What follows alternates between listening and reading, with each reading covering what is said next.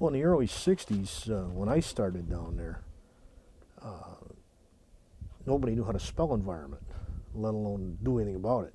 This is where they lived, and so they're very tied to it both spiritually and historically. Their ancestors are buried near it. It is the center of their world. It's been referred to off and on as the most polluted lake in the United States.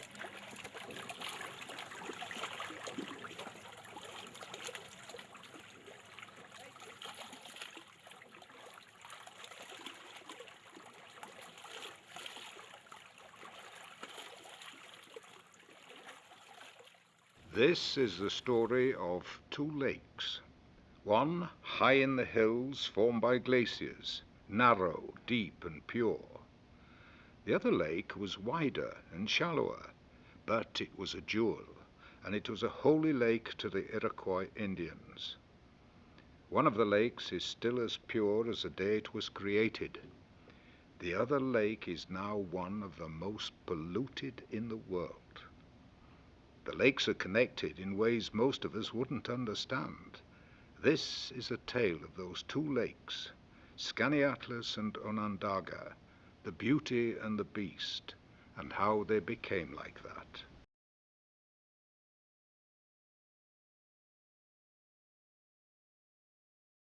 The beast in our story is called Onondaga Lake.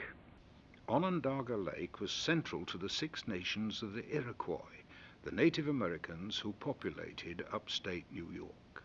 Well, the lake is sacred to the Onondagas and the other nations of the Haudenosaunee Confederacy because centuries ago it was on the shores of the lake that their peacemaker formed their confederacy. Along the shores of the lake were pools of brine that were a source of necessary salt. The lake itself teemed with fish, the shores were full of wildlife, reeds grew in the surrounding swamps with which they were able to make all kinds of containers and other vessels. Onondaga Lake was the first site of white European settlement in central New York when the French explorers came in the 1600s. But the French settlement didn't last, and the lake continued unspoiled. After the Revolutionary War, the next wave of European settlement came to Onondaga Lake. Initially, few people settled around the lake because it was surrounded by a swamp which was infested with mosquitoes and black flies. But when the Erie Canal came to upstate New York in the early 1800s, the lake quickly became a focal point of settlement and industry.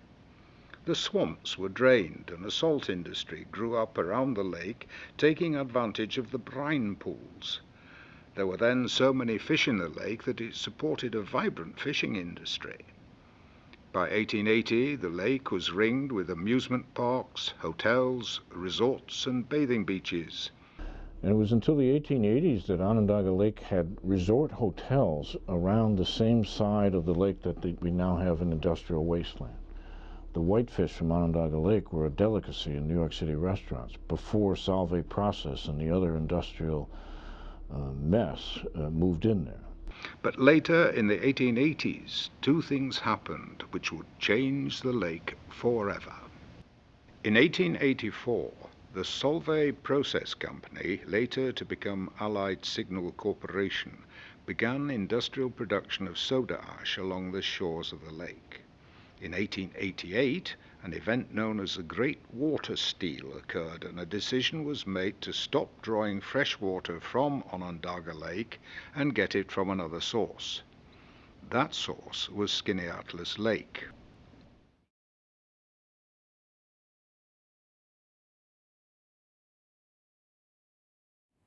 William Henry Seward, President Lincoln's Secretary of State, one of the well-traveled Americans of the mid-19th century, called Skaneateles Lake the most beautiful body of water in the world.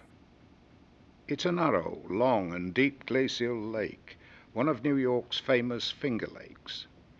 The Iroquois named it Skaneateles, which means long lake.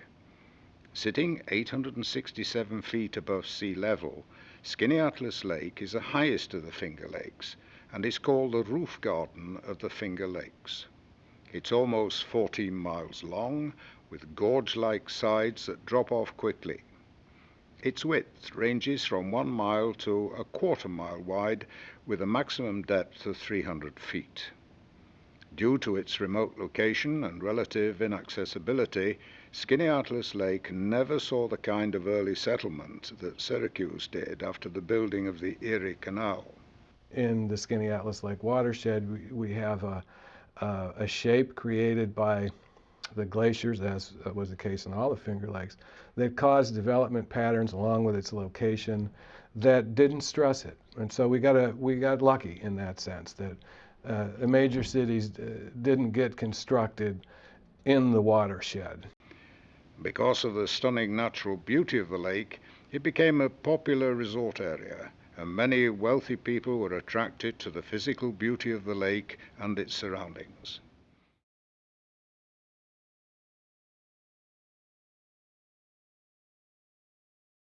By 1880, the growing industrial city of Syracuse was in desperate need of a reliable and cheap source of water. Onondaga Lake couldn't work because it was lower in elevation than the city, and the city government couldn't afford to pump Onondaga Lake water into their system. Skaneateles Lake, which was 460 feet above the level of the Erie Canal in Syracuse, would ensure adequate gravity flow along the nearly 20 miles length of required conduit.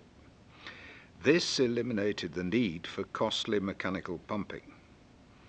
In what became known as the Great Water Steal, the city of Syracuse convinced the New York State Legislature to give Syracuse the rights to the water of Skaneateles Lake.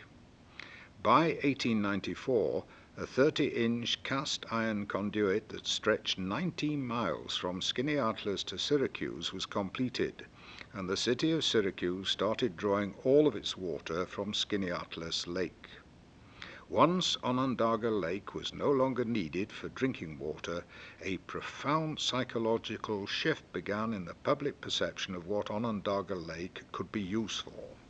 In 1884, the Solvay Process Company begins soda ash production along the shores of Onondaga Lake.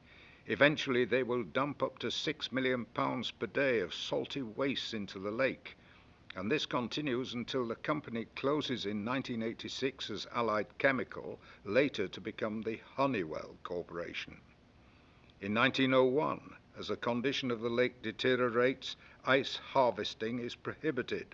The amusement parks and resorts round the lake begin to close permanently. Lakeshore homes are abandoned. In 1918, the Solvay Process Company begins production of organic chemicals. The waste from that production is dumped into the lake.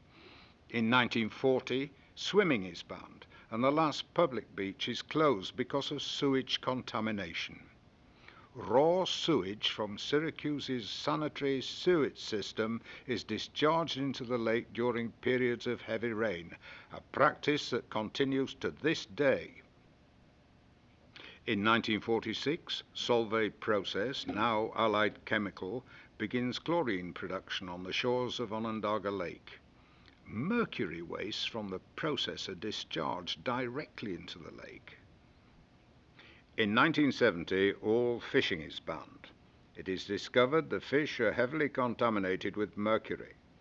It is calculated that 22 pounds per day of mercury have been discharged into the lake.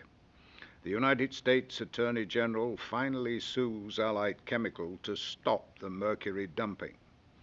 The Attorney General's office estimates that from 1946 to 1970, Allied has dumped almost 165,000 pounds of mercury into Onondaga Lake, contaminating 7 million cubic yards of sediment on the lake bottom. 76 years after the decision is made to stop drawing drinking water from Onondaga Lake is recognized as one of the most polluted bodies of water in the world. It is one of only 3 lakes on the Environmental Protection Agency's federal Superfund list of toxic waste sites.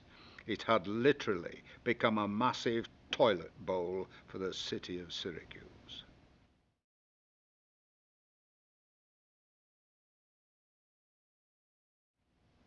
19 miles away, still connected by the same 30-inch pipe, Skaneateles Lake is recognized as one of the cleanest lakes in the world. Today, the city of Syracuse draws 42 million gallons of Skaneateles Lake water per day. So pure is its water, it is one of the very few water sources in the United States that does not require filtration. In a nationwide taste test, Skaneateles Lake water was ranked second, coming in behind only the pure glacial waters of Anchorage, Alaska. Since 1894, the city of Syracuse has enforced around Skaneateles Lake some of the most dramatic and drastic environmental regulations ever developed in the United States. No sewage may be discharged into the lake, treated or untreated, without severe penalty. Because there is no sewage system around most of the lake, the city water department developed a variety of methods for dealing with the waste products of the residents.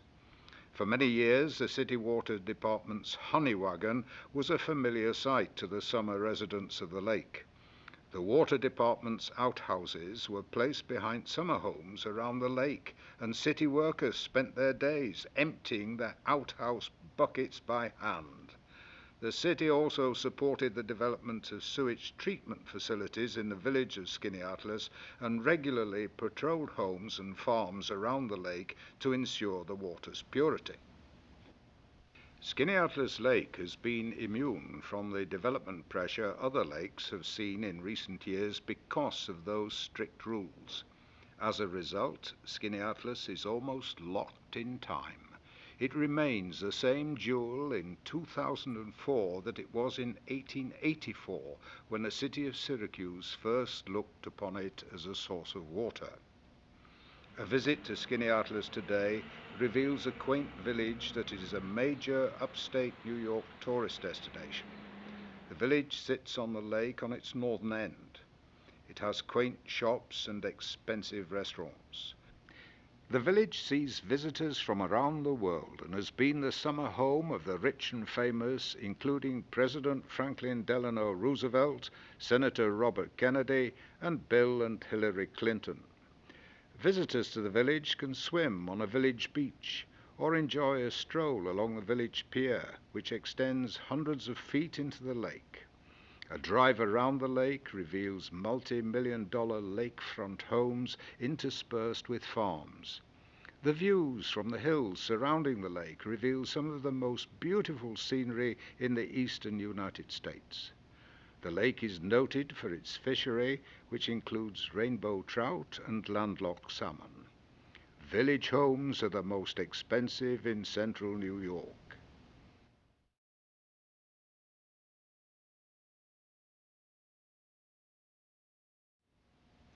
By contrast, Onondaga Lake has no lakefront homes. Though a county park extends along much of the eastern shore of the lake, access to most of the lakefront is severely restricted because of the highways and industries that ring the lake. A drive around Onondaga Lake reveals heavy industry, a major shopping mall, and areas of restricted access. One might even say that most of the area around Onondaga Lake could be called an industrial wasteland. Old waste beds containing the waste products of soda ash manufacturing tower hundreds of feet above the lake shore. Other areas of industrial waste continue to leak pollutants into the lake. Well, we made chlorine gas, caustic soda, hydrochloric acid, all good stuff, very potent. The vast sewage treatment plant of the city of Syracuse sits on the southern end of the lake. Though forced by lawsuits to improve the processing of Syracuse's sewage and stop dumping raw sewage into the lake,